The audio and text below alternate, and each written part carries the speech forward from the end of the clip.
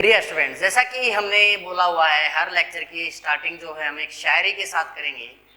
तो आज की शायरी आपके लिए है कि जब आपको सफलता मिल जाती है तो उसके बाद आपको कैसे चलना चाहिए, कैसे किस हिसाब से रिएक्ट करना चाहिए और सफलता से पहले हमें क्या क्या करना चाहिए। ठीक है, तो इसमें क्या बताएंगे हम कि परों को खोल जमाना उड़ान देखता है, जमीन पे बैठ के क्या आसमान देखता है। क्या कहा? परों को खोल जमाना उड़ान देखता है, जमीन पर बैठकर क्या आसमान देखता है। मिला है हुस्न तो हिफाजत कर, मिला है हुस्न तो हिफाजत कर, संभल कर चल तुझे सारा जहान देखता है। मतलब पहली पंक्तियों में आपको बताया गया है, वो हिंदी वाले टीचर बोलते हैं ना कि इन पंक्तियों का भावार्थ ये है। तो पहले वाली पंक्तियों का भावार्थ ये है कि बैठकर देखने से, केवल सोचने से कि मैं ऐसे कर जाऊंगा, हाँ मेरे ये हो जाएगा, मेरा नेट हो जाएगा, मेरा CSIR हो जाएगा, या मेरे को IAS बनना, IPS बनना है, SI बनना है, CGL इंस्पेक्टर बनना है, या मेरे को टीचर बनना, कुछ भी बनना है, बैठ के सोचने से कुछ नहीं होगा। ठीक है, आपको उड़ान भरनी पड़ेगी। You have to do the efforts. उसके बाद जब आप उस मुकाम को हासिल कर लेते हैं तो ऐसा नहीं है कि हम गवर्नमेंट एम्प्लॉय हो गए, IAS बन गए, IPS बन गए, या मान लीजिए आप कल को देश के प्रधानमंत्री बन जाते हो, राष्ट्रपति बन जाते हो, शिक्षा मंत्री बन जाते हो। तो ऐसा नहीं है कि आपको केवल ये देखना है कि बस हाँ ये करना है तो करना है। सारी चीज़ें आपको देखकर समझकर करनी है। ऐसा नहीं है कि केवल अपना पक्ष देख करके आपको कोई काम करना है। ठीक है, तो ये थी छोटी सी शायरी। अब हम बात करते हैं सैंपल हैंडलिंग की, कि जब भी बात आती है सैंपल हैंडलिंग की, मोस्टली केसेस में अगर देखा जाए तो जो UV स्पेक्ट्रोस्कोपी जो हम स्टडी करते हैं वो हम स्टडी करते हैं जब कंपाउंड हमारा वेपर फेज के अंदर हो या फिर हमारे पास क्या अवेलेबल हो, सॉल्यूशन हो। मतलब मान लीजिए आपके पास कोई भी ऑर्गेनिक कंपाउंड है तो पहले आपको उस ऑर्गेनिक कंपाउंड को या तो किसी सर्टेन सॉल्वेंट के अंदर डिजोल्व करना पड़ेगा, या फिर आपको उसको हीट अप करके किस फेज में लेकर के आना होगा, वेपर फेज के अंदर लेकर के आना होगा। ठीक है, तो इसके लिए क्या किया जाता है भाई, इसके लिए मोस्टली क्वार्ट्ज और सिलिका सेल्स का इस्तेमाल किया जाता है। किसका इस्तेमाल किया जाता है?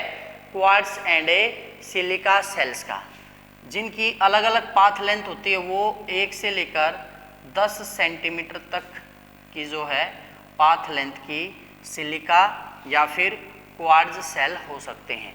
लेकिन मोस्ट कॉमनली जो यूज की जाती है उसकी लेंथ हमारी कितनी ली जाती है? 1 सेंटीमीटर ली जाती है। ठीक है, अब 1 सेंटीमीटर जो है स्क्वायर एरिया जो है उसको कॉमनली यूज किया जाता है, और उस 1 सेंटीमीटर स्क्वायर एरिया के अंदर जो सैंपल हमें चाहिए, लगभग हमारा सैंपल जो हमने उसके अंदर इंक्लूड करना होता है वो हमारा कितना ml होना चाहिए? हमारा 3 ml हमारा सॉल्यूशन होना चाहिए। ठीक है, अब जो सेल्स है वो हम किसकी इस्तेमाल करते हैं? क्वार्ट्ज और सिलिका की यूज करते हैं। यहाँ पर एक क्वेश्चन बन सकता है, why we do not use glass, कि भाई जो सेल हम बनाते हैं, जो पाथ लेंथ हमारे 1 से 10 सेंटीमीटर की होती है, उसके अंदर हम क्वार्ट्ज और सिलिका का सेल का ही इस्तेमाल करते हैं, हम ग्लास का इस्तेमाल क्यों नहीं करते हैं? ठीक है, तो इसका यूज नहीं किया जाएगा क्योंकि भाई ग्लास क्या करता है, जब फ्रीक्वेंसी हमारी 300 नैनोमीटर से नीचे हो, फ्रीक्वेंसी नहीं सॉरी वेवलेंथ, तो इस वेवलेंथ से नीचे वो रेडिएशंस को क्या कर लेता है? एब्जॉर्ब कर लेता है। अब जैसे कि पिछले लेक्चर में मैंने आपको बताया था, अभी जो पीक आई थी वो 279 पिकोमीटर पे आई थी, और उसके बाद 2 पीक और थी। ठीक है, तो वो जो मैक्सिमम एब्जॉर्ब था वो 279 यानी 279 नैनोमीटर पे था। अब जब ग्लास ही उस फ्रीक्वेंसी तक एब्जॉर्ब कर रहा है वेवलेंथ को, तो फिर स्पेक्ट्रा तो हमें प्राप्त होगा नहीं। तो इसलिए हम जो है किसका इस्तेमाल नहीं करते हैं, इसके अंदर ग्लास का इस्तेमाल नहीं करते हैं। एक बात और ध्यान रखनी है हमें कि जो भी क्वार्ट्ज लेना है या सिलिका जेल लेना है, उसको हमने बिल्कुल अच्छे से थोरोली क्या करना चाहिए? क्लीन करना चाहिए। अच्छे से थोरोली क्लीन करना चाहिए। किसके साथ? डिटर्जेंट के साथ। अगर डिटर्जेंट नहीं है तो इसको हम किसके साथ भी वॉश कर सकते हैं? हॉट नाइट्रिक एसिड के साथ भी जो हम इसको क्लीन कर सकते हैं। एक बात और ध्यान रखनी है कि जो भी हमारा क्वार्ट्ज या सिलिका सेल्स हैं उसको हमने प्रॉपरली स्टोर करना चाहिए। मस्ट स्टोर्ड प्रॉपरली, अच्छे से स्टोर करना चाहिए। और क्या करना चाहिए भाई? There optical surfaces should not be touch.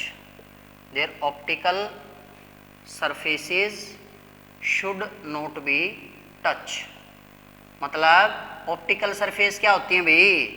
जहां से हम लाइट पास करते हैं, लाइट का एब्जॉर्प्शन होता है, ठीक है, उन सरफेस को कभी भी हमें टच नहीं करना चाहिए। क्योंकि टच करने से क्या होता है, कोई मान लिया कंपाउंड है जो हमारे हाथों के साथ चिपका हो, वो उसके साथ जा सकता है, ठीक है। तो इस तरह से क्या करनी चाहिए हमें?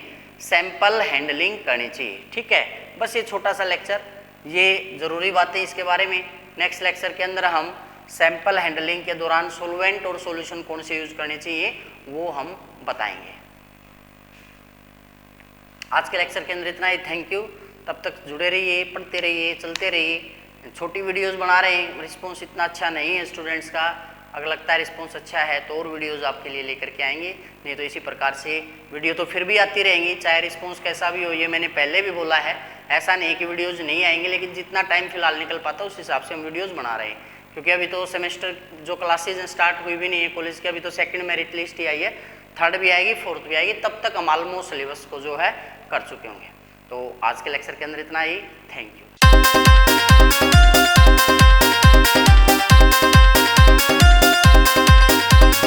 ये शिक्षा ही जीवन का आधार मित्रों, शिक्षा से तुम कर लो सारे प्यार मित्रों। अनपढ़ता का दुख से